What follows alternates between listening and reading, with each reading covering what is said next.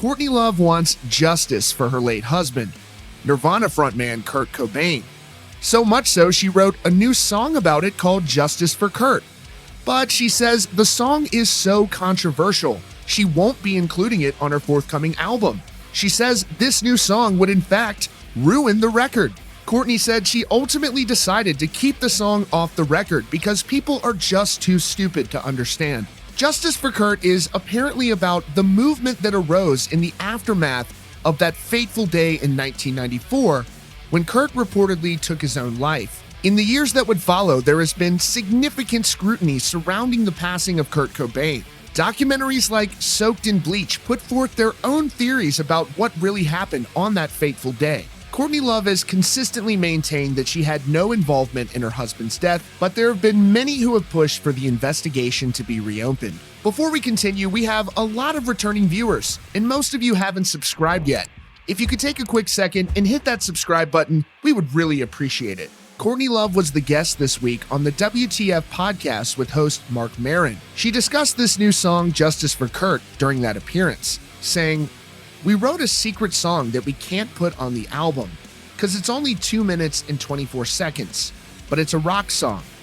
She said, "It's called Justice for Kurt, and it's great, but we're like, okay, they're too stupid.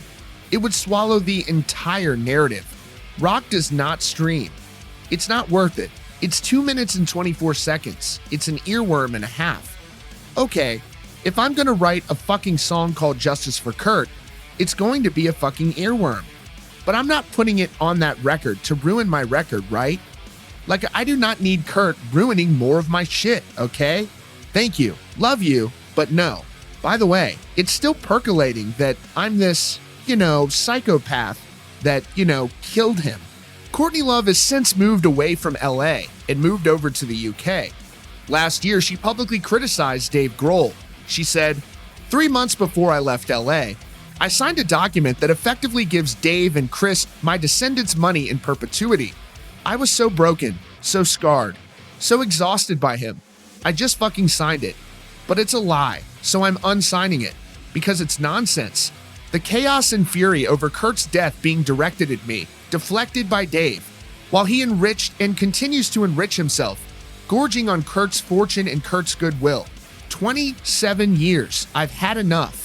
She said she was over being made small and then decried Dave Grohl's reputation as the nicest guy in rock. She later apologized, writing, "I need to apologize for my recent post.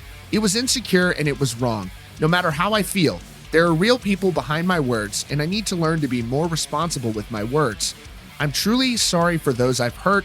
I will do better." On this episode of the WTF podcast, Courtney Love also says she recently had dinner with Kanye West. She says she tried to convince him to have dinner with, quote, the Democrat power. She added, "I think Kanye's doing it all wrong. I had a little one-on-one with him last week, and he didn't listen to a fucking word I said. He thinks he's going to be safe over at MAGA." This will be Courtney Love's first album in more than a decade. There is no release date for it yet at this time.